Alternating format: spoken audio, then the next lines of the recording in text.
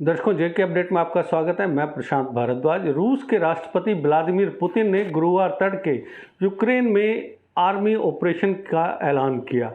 रूसी सेना ने गुरुवार को ओडेसा के यूक्रेन काला सागर बंदरगाह और डोनेत्स्क के पूर्वी यूक्रेनी क्षेत्र मारियुपोल सहित कई यूक्रेनी शहरों पर मिसाइलें दागी।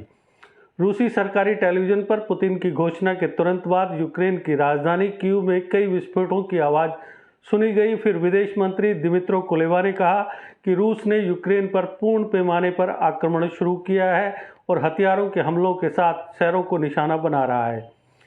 यूक्रेन की सीमा पर हमले की पुतिन की चेतावनी के बाद दुनिया भर के शेयर बाजार थरथरा गए। गुरुवार को शुरुआती कारोबार में सेंसेक्स करीब 2000 अंक टूट गया।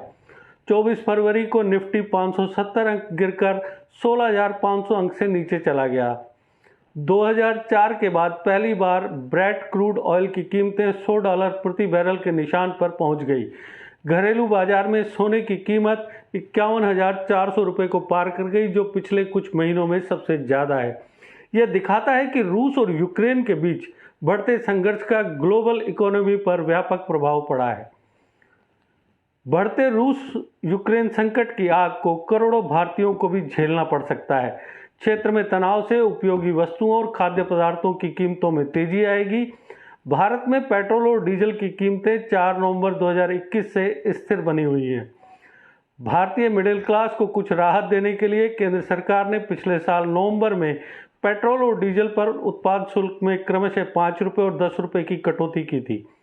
केंद्र के इस कदम के बाद कई राज्यों ने ईंधन की कीमतों पर वैट को कम करने की भी घोषणा की। ब्रेंट क्रूड ऑयल की कीमत रिकॉर्ड हाई लेवल पर चढ़ने के साथ तेल मार्केटिंग कंपनियां जल्द ही ईंधन की कीमतों में संशोधन कर सकती हैं।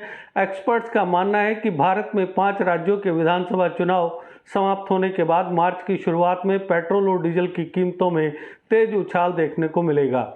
रूस यूक्रेन युद्ध का सबसे बड़ा नुकसान खाद्य कीमतों में वृद्धि हो सकता है। एक्सपर्ट्स का मानना है कि कच्चे तेल की कीमतों में तेज उछाल से मुद्रास्फीति, राजकोषीय और बाहरी क्षेत्र के रिस्क पैदा होंगे। होलसेल प्राइस इंडेक्स बास्केट में कच्चे तेल से संबंधित प्रोडक्ट्स की प्रत्यक्ष हिस्सेदारी 9% से ज़्यादा है। कच्चे तेल की कीमतों में बढ़ोतरी से एलपीजी और केरोसिन पर सब्सिडी बढ़ने की भी उम्मीद है, जिससे सब्सिडी बिल में बढ़ोतरी होगी। इसके अलावा कच्चे तेल की ऊंची कीमतों से ट्रांसपोर्टेशन कॉस्ट में बढ़ोतरी होगी और यह बाद में आपके खाद्य बिल की लागत में बढ़ोतरी करेगा। यूक्रेन और रूस एक साथ वैश्विक गेहूं, मक्का और सूरजमुखी के तेल में बड़ी हिस्सेदारी रखते हैं। इस क्षेत्र पर संकट का असर दुनिया भर में फसल उत्पादन और आवाजाही पर पड़ेगा। पाम ऑयल और सोया तेल की कीमतें अल्पावधि में रिकॉर्ड स्तर पर पहुंच सकती हैं, इसलिए भारत का इंपोर्ट बिल बढ़ना तय है।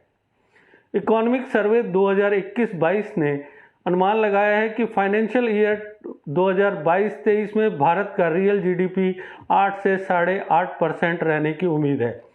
विकास का अनुमान कुछ मान्यताओं पर आधारित है, जिनमें आगे कोई महामारी संबंधी इकोनॉमिक रुकावट नहीं होगी। एक सामान्य मानसून, प्रमुख केंद्रीय बैंकों द्वारा ग्लोबल लिक्विडिटी की विड्रॉल मोटे तौर पर व्यवस्थित होगी।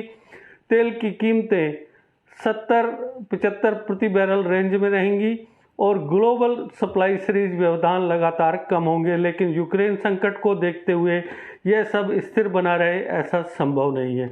तो इस खबर में फिलहाल इतना ही। धन्यवाद, नमस्कार।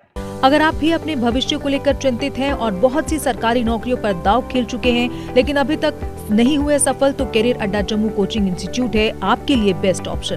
करियर अड्डा जम्मू में आपको हर कॉम्पिटिटिव एग्जाम में सफलता हासिल करने का मौका मिलेगा। करियर अड्डा जम्मू की तरफ से फ्री कोचिंग का प्रोविजन भी रखा गया है, तो देर किस बात की, जल्द ही आएं और अपने सुनहरे भविष्य के लिए अपना एडमिशन करियर अड्डा जम्मू में करवाएं।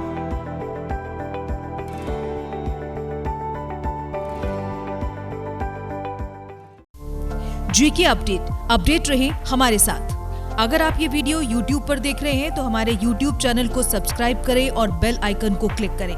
अगर आप ये वीडियो Facebook पर देख रहे हैं तो हमारा Facebook पेज लाइक जरूर करें। For advertisement please contact 7051091811।